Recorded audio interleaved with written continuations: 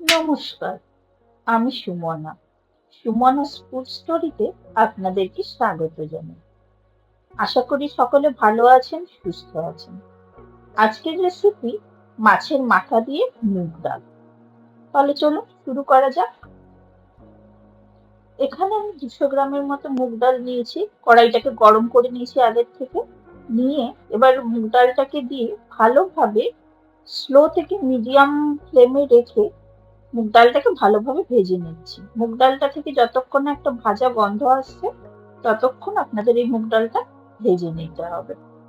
এবং মুগ ডালটা ভাজা হয়ে গেলে মুগ ডালটার রংটাও কিছুটা চেঞ্জ হবে এবং একটা সুন্দর গন্ধ বেরোবে। এই সময় আমি গ্যাসটাকে বন্ধ করে দিয়েছি এবং মুগ ডালটার মধ্যে জল দিয়ে মুগ ডালটাকে আমি ভালো করে ধুয়ে নিচ্ছি। মুগ ডালটাকে আমি 3 থেকে 4 বার ভালো করে জল বদলে বদলে ধুয়ে নিয়ে তারপরে আমি মুগ ডালটাকে আবার গ্যাসে বসাচ্ছি। বসিয়ে আমি গ্যাসটা অন করে তার মধ্যে পরিষ্কার জল দিচ্ছি, যেটায় এই মুগ ডালটা এবার সিদ্ধ করা হবে।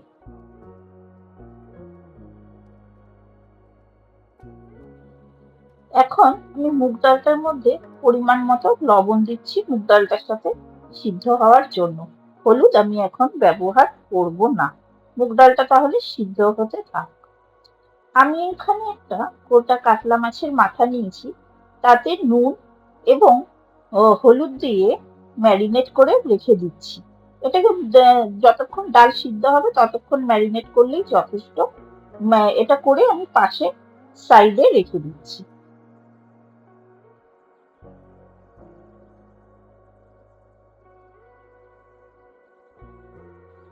এবার দেখুন মুগ ডালটা প্রায় ফুটে গেছে এবং এর থেকে যে সাদা ফেনাটা তৈরি হয়েছে এই সাদা ফেনাটা আমি প্রথমে এই মুগ ডাল থেকে ফেলে দেবো এবং ডালটাকে একটু পরিষ্কার করে নেবো এই ফেনাগুলো সরিয়ে।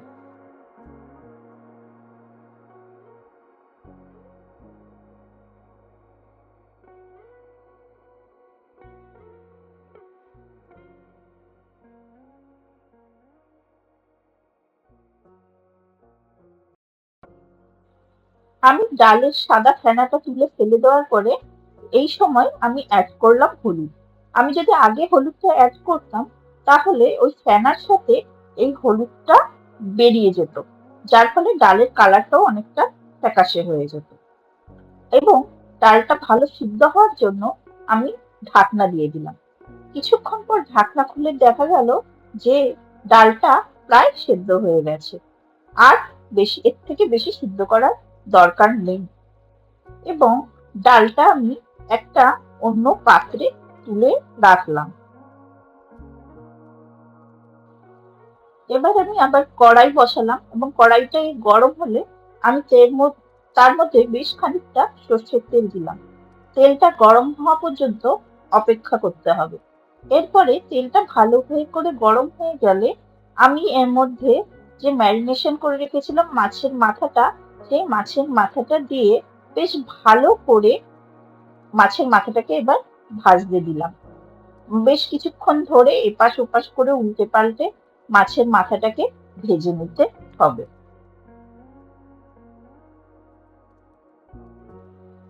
আমি দুবারে এই মাছের মাথাগুলোকে ভালো করে ভেজে নিয়েছি। বেশ কড়া করে এই মাছের মাথাগুলোকে ভেজে নিতে হবে।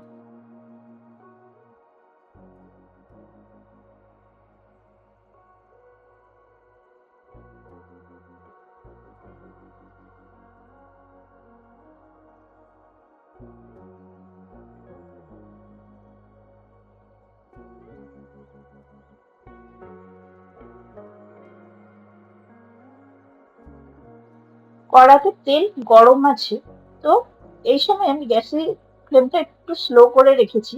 করে এর মধ্যে গোটা শুকনো লঙ্কা এবং তেজপাতা ফোড়ন দিয়ে ভালোভাবে এটাকে একটু ভেজে নিচ্ছি।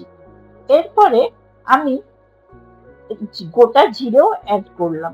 করার পরে গোটা গরম মশলা এবং সামান্য একটু জয়িত্রী এর মধ্যে অ্যাড করে মশলাগুলোর গন্ধ আসা অবধি ভাজতে থাকলাম। মশলাগুলো ভাজা হয়ে গেলে আমি এর মধ্যে একটা বড় সাইজের পেঁয়াজ কুচি করে কেটে নিয়েছি, নিয়ে তেলের সাথে ভাজতে দিলাম। পেঁয়াজটাকে ততক্ষণ অবধি ভাজতে হবে যতক্ষণ না পেঁয়াজটা থেকে একটা গোল্ডেন কালার চলে আসছে। তো পেঁয়াজটাকে একটু সময় নিয়ে ভালোভাবে পেঁয়াজটাকে ভেজে নিতে হবে। এই পেঁয়াজ ভাজার সময় আমি সামান্য একটু লবণও অ্যাড করেছি। এতে পেঁয়াজটা গলেও যাবে তাড়াতাড়ি এবং ভাজতেও অনেকটা সুবিধা হবে।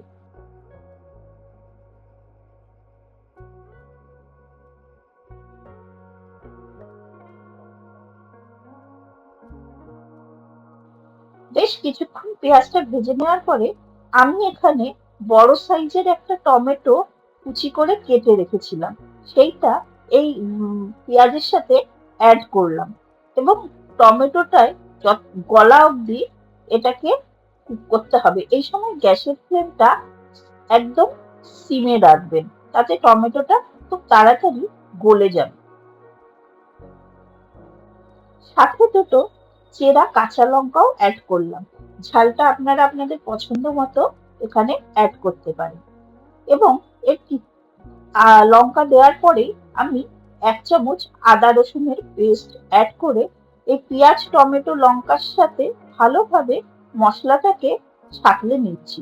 এই মশলাটা যতক্ষণ না তেল ছাড়ছে ততক্ষণ পর্যন্ত আপনাকে এটা ছাঁকলে নিতে হবে।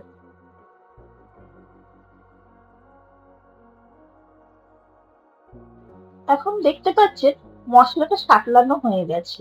এই সময় আমি কিছু গুঁড়ো মশলা অ্যাড করব। প্রথমে কিছুটা হলুদ এবং কাশ্মীরি লঙ্কার গুঁড়ো, ব্যাস এই দুটো গুঁড়ো মশলা অ্যাড করলেই যথেষ্ট। আপনারা ধনে বা জিরে গুঁড়ো দিতে পারেন, কিন্তু না দিলেও কোনো খুব একটা টেস্টের চেঞ্জ হবে বলে মনে করি না।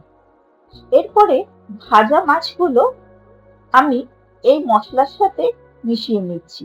এই মশলার সাথে এই মাছের মাথাগুলো ভালোভাবে যাতে মশলার সাথে মিশে যায়, তাই কিছুক্ষণ সময় ধরে এটাকে ভালোভাবে মিশিয়ে নিতে হবে।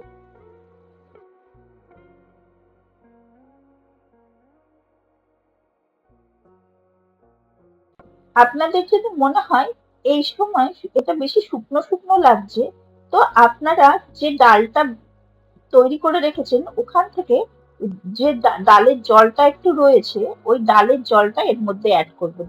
আলাদা করে কোনো জল এই সময় অ্যাড করবেন না। এরপরে আমি যে ডালটা সিদ্ধ করে রেখেছিলাম সেই ডালটা এর মধ্যে অ্যাড করে দিলাম, দিয়ে ভালোভাবে মাছের মাথার সাথে এবং মশলার সাথে এটাকে মিশিয়ে নিচ্ছি।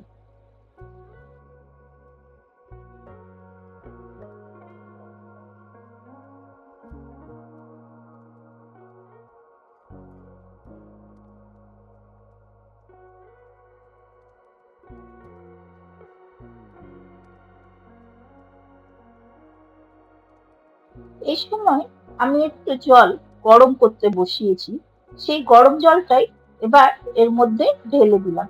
এবার আপনারা যতটা পরিমাণ ডালটাকে পাতলা করতে চান সেই হিসাবে করবেন।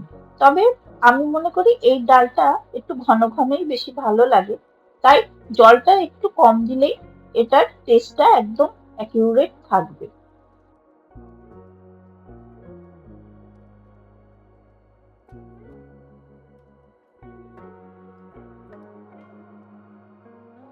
এই সময় ডালটাকে বেশ ভালোভাবে কিছুক্ষণ টাইম ধরে ফুটতে দিতে হবে এবং নুন ও চিনি এর মধ্যে অ্যাডজাস্ট করতে হবে। কারণ এই সময় অ্যাডজাস্ট করলেই আপনারা বুঝতে পারবেন যে কি কম বেশি আছে।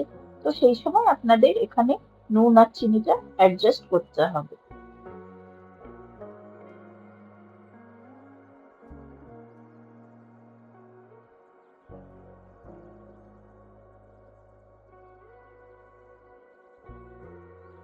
ডালটা দেখুন বেশ ভালোভাবে ফুটে উঠেছে এবং একটু ঘনও হয়ে এসেছে।